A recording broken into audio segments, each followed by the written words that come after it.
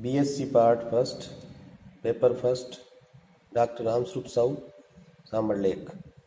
तो अपन आगे ये ऊपर ही जो बना हुआ है ये वीडियो भी देखा। अब इसी का दूसरा एक उपयोग किसका, जे का, या यूँ कह दीजिए जो जे हमारा कांस्टेंट होता है उसके लिए, और नया एक फंडा जो रदरफोर्ड स्कैटरिंग कहलाती है उसके लिए। ये क्या कहना चाहते हैं कि भारी नाभिक द्वारा आवेशित कण जैसे प्रोटॉन है या अल्फा कण का प्रकीर्णन या स्कैटरिंग। स्कैटरिंग शब्द का बेसिकली मीनिंग ये है कि जैसे सूर्य उदय होता है सुबह, तो कोई सूर्य की जो प्रकाश की किरणें वो कोई पहाड़ बीच में आ रहा है या कोई ऊंची चीज बीच में आ रही है, तो उस पर जो गिरती है और फिर उस गिरने के बाद में जो हमें दिखाई देती है वही बेसिकली स्कैटरिंग टाइप की चीज है या स्कैटरिंग ही है वो। तो scattering of A charge particle like proton and alpha particle by a heavy nucleus. यहाँ कई चीजें एज्यूम की जा रही है, ये माना कि वो माना कि, तो यहाँ अपन इतने छोटे कणों के बारे में अध्ययन कर रहे हैं, इसलिए उन छोटे कणों के लिए बड़ी दूरियां तो कभी संभव ही नहीं है। इसलिए बड़ी दूरियां हमेशा, अगर मैंने मान ली गई ये इनफाइनाइट दूरी पे है या ये इतनी दूरी पे जहां ये जा ही नहीं सकता, ऐसी दूरियां कोई मायने नहीं रखती, इसलिए उनको माना या उनको एज्यूम किया तो कोई बात नहीं। क्योंकि क्लासिकल लॉज है जितने भी, चाहे आपके पास में विभव का है या विद्युत क्षेत्र का है या गुरुत्वीय बल का है या कूलाम बल का है, वो जो बेसिक नियम है उसी के आधार मानते हुए ही ये मानते हैं। तो आपको भी लगेगा एक दो जगह इसने जो एज्यूम किया वहां मैं और वापस रिपीट कर दूंगा बात को। तो माना धनात्मक आवेश Q का द्रव्यमान m का कोई कण या तो प्रोटॉन है या अल्फा है, और जेडी आवेश वाले नाभिक n की ओर प्रारंभिक वेग v0 से अग्रसर हो रहा है। इस v0 से अग्रसर हो रहा है, उससे पहले ये क्या है, हो सकता है आराम से बैठा हो सकता है ये दौड़ रहा हो, हमें उससे कोई, हमारे को तो हमने ये कह दिया कि हमारे लिए तो इसका प्रारंभिक वेग v0 है जिससे नाभिक की ओर आ रहा है। अब रही बात ये नाभिक की ओर किस डायरेक्शन में आ रहा है, क्या आ रहा है, वो भी अपन आगे जाके बात करेंगे। जहां जेड नाभिक का परमाणु क्रमांक या एटॉमिक नंबर है, यानी कि प्रोटॉनों की संख्या है। कण तथा नाभिक दोनों के धनावेशित होने के कारण कण पर कूलाम प्रतिकर्षण बल कार्य करेगा। हमेशा प्रतिकर्षण बल है जो क्या होगा, समान प्रकृति के अगर आवेश है तो उनके ऊपर कूलाम प्रतिकर्षण बल कार्य करता है, जिसकी दिशा सदैव नाभिक से दूर की ओर होगी। क्या होगी कि अगर मान लीजिए मैं अगर यूं कहूं कि ये मान लीजिए मेरा कण है पेन वाला और ये मेरा हाथ नाभिक है, तो यहां क्या कहना चाहता है कि नाभिक से ये दूर की ओर, ऐसे देखिए आप, ये ऐसे, तो आप पास आना चाहते हैं परंतु इसका प्रतिकर्षण बल है जो लग रहा है वो इस पे इस तरीके से लग रहा है, इस तरीके से। तो यहां क्या हुआ कि कूलाम का जो प्रतिकर्षण बल है वो भी एक केंद्रीय बल ही है। क्यों है कि इसकी प्रकृति 1/r² की है। तो आपके पास जेडी और Q और अपॉन r² और r कैप कार्य करेगा, जबकि नाभिक के सापेक्ष इसका स्थिति सदिश r है, और जैसे जैसे आवेशित कण नाभिक के निकट जाने वाला है, अब अपन जो इसकी फिजिक्स करते हैं। तो यहाँ देखिए ये चित्र है, इस चित्र से आपको काफी कुछ समझ में आ जाएगा कि भाई ये क्या कहना चाहता है और अपन क्या कर सकते हैं। तो यहाँ इसने कहा है कि आता है उस पर प्रतिकर्षण बल बढ़ता जाता है। इसके फलस्वरूप कण अपने सरलरेखीय पथ से प्रकीर्णित अति परवलयाकार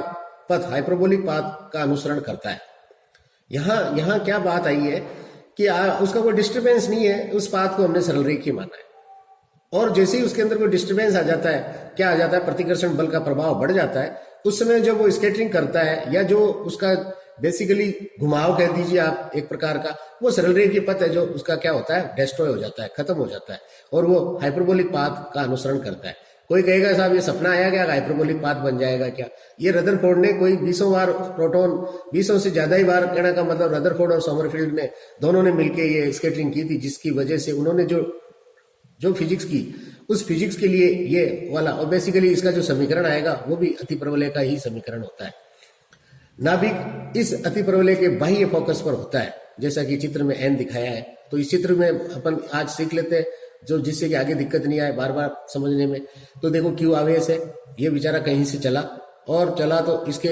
नाभिक के आसपास जो भी कोई प्रतिकर्षण बल लग रहा है, उस प्रतिकर्षण बल में हमने ये कहा ये इतनी दूरी पे है, इसको यहाँ अनंत दूरी बोला है। ये अनंत दूरी इसलिए बोला है कि कोई भी कूलाम बल है उसकी रेंज है जो इनफाइनाइट दूरी तक है। अर्थात मैं अगर यहाँ हूं एक आवेश और एक आवेश अगर मान लीजिए किसी ब्रह्मांड में है तो हमारे दोनों के बीच में प्रतिकर्षण बल एक जैसे आवेश है तब तो, और नहीं तो आकर्षण ये इनफाइनाइट दूरी पे भी वर्क करता है। क्यों करता है कि इसका जो भी नेचर है वो इस तरीके का है। और अगर आप इसको और ध्यान से देखेंगे अगर बड़ी क्लासेस में तो क्या होगा कि नाभिक के अंदर ही जो कूलाम बल कार्य कर रहा है वो बेसिकली क्या है, वो कूलाम बल है जो अल्टीमेटली एक स्ट्रॉन्ग फोर्स बन जाता है।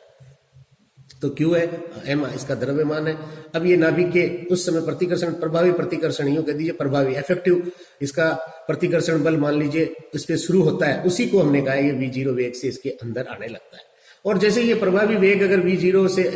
प्रभावी प्रतिकर्षण बल में v0 से घुसता है, वैसे ही इसके ऊपर प्रतिकर्षण कार्य करेगा तो ये क्या करेगा, अपना सरलरी के पाथ भूल जाएगा और ये इस स्केटरिंग वाले पाथ को लेना शुरू कर देगा।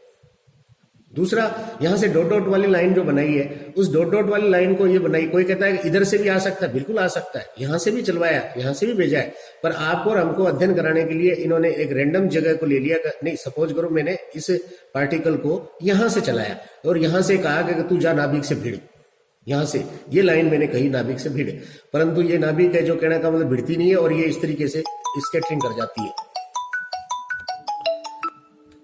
तो अब आप देखिए, आप एम है जो क्या किया, एम वह बिंदु है जो कहने का मतलब इसको एक्सटेंड किया हमने, कौन से बिंदु को, इसके v0 वाले जो भाग से घुसने वाली दूरी से, ये देखिए डॉट डॉट डॉट डॉट, और ये एन नाभिक है। और बी हमारे पास में क्या है, बी हमारे पास में ऐसी दूरी हमने ये कही है, ऐसी दूरी है जो ये प्रचाल कहलाती है। यही है बेसिकली रदरफोर्ड स्कैटरिंग की जो ब्यूटी है, वो बीटा पार्टिकल या बी यानी कि अल्फा पार्टिकल के लिए बी दूरी का अध्ययन करना, यानी इसको कहते हैं इम्पैक्ट या संघात पैरामीटर। यही उसकी डिस्कवरी थी जिसके लिए उसको नोबेल प्राइज मिला था। और यहां से जो डॉट डॉट डॉट डॉट से ये जो दूरी है, इसको ये एज्यूम किया कि अगर मान लीजिए प्रतिकर्षण बल का अगर प्रभाव अगर मान लीजिए है और उस प्रतिकर्षण प्रभाव को हम कहने का मतलब तोड़ते जाएं, हम खुद ताकत इतनी दे दे तो ये नाभिक के इतने नजदीक जा सकता है। इसलिए नाभिक के इतने नजदीक जाने के ऊपर ये जो बी का मान है वो नाभिक के आकार, नाभिक के गुणों का अध्ययन में सहायक होगा। धनावेशित कण की प्रारंभिक गति की रेखा जबकि वह नाभिक के विद्युत क्षेत्र में प्रविष्ट होने वाला होता है तो नाभिक से लंबवत दूरी nm को संघात पैरामीटर या इम्पैक्ट पैरामीटर कहते हैं। माना ये दूरी b है, ये मतलब इसका b पैरामीटर b नाम से ही फिक्स है और सभी किताबों में b से ही लिखा जाता है। माना कि r0, अब देखिए बात जो मैंने कही थी वही बातें आ रही, माना कि ये सब बातें इसलिए मानी जा रही है क्योंकि बेसिक जो लॉज है उनके अंदर हम इस तरीके से एज्यूम करते हैं और फिर उस बेसिक लॉ को नेचर के अंदर, नेचर को समझाने में काम में लेते हैं। नाभिक से आवेशित कण की निकटतम दूरी, निकटतम पहुंच की दूरी, ये कह रहा है कि बेचारा और तो क्या करेगा, स्केटरिंग तो कर लेगा, पर स्केटरिंग के दौरान वो अगर हाइपरबोलिक पाथ करता है तो कोई ना कोई ऐसी दूरी है जिसको हमने कहा कि साहब ये तो दूरी है जो पहुंच की दूरी है, नजदीक की दूरी है, तो डिस्टेंस ऑफ क्लोजेस्ट अप्रोच है। इस स्थिति में आपके पास में जो सी जो दर्शाया गया बिंदु, वह बिंदु है जो कहता है कि क्लोजेस्ट पॉइंट है और वहां कण की चाल है जो क्या होती है v0। ये भी एक मतलब बच्चे को समझानी चाहिए, v0 है जो तो क्या हुआ, अंदर घुसने वाली चाल है। और अब मैंने क्या किया, मैं अगर मान लीजिए किसी कण के पास में आ रहा हूं, देखिए ये आ रहा हूं या यूं आ रहा हूं, कोई फर्क नहीं पड़ने वाला, यूं और यूं है, तो इसके ऊपर एक कार्यकारी बल कार्य कर रहा है, अर्थात इसके v0 को तो ये क्या करेगा, कार्यकारी बल क्या करेगा, बदलाव करेगा उसमें। या तो उसको कहेगा कि तू बढ़ जा, या कहेगा तू घट जा, या तू कहेगा बेटा जी तेरी कहने का मतलब v0 की जो डायरेक्शन ये वाली, अब वो डायरेक्शन ये नहीं रहेगी, ये डायरेक्शन रहेगी। इस वजह से चाहे वह डायरेक्शन बदलता हो, चाहे उसकी चाल को, या उसके यहाँ चाल शब्द ही लिखा है, इसलिए लिखा है चाल क्योंकि यहाँ पे कहने का मतलब वेक्टर नोटेशन है जो यूज में लेंगे हम, परंतु अभी वेक्टर नोटेशन इसलिए यूज में नहीं लिया क्योंकि बेसिक रदरफोर्ड के उस दौरान उसने इसको चाल लेकर के ही किया और ये बिल्कुल सही था। तो यहां मैंने क्या बोला, डायरेक्शन बदल सकता है, इसका वेग बदल सकता है, तो इसका मतलब हुआ कि चाल बदली, इसका मतलब है कि इसका वेग का मान बदलेगा। माना कि किसी क्षण पर जब नाभिक n के सापेक्ष आवेशित कण की स्थिति सदिश r तथा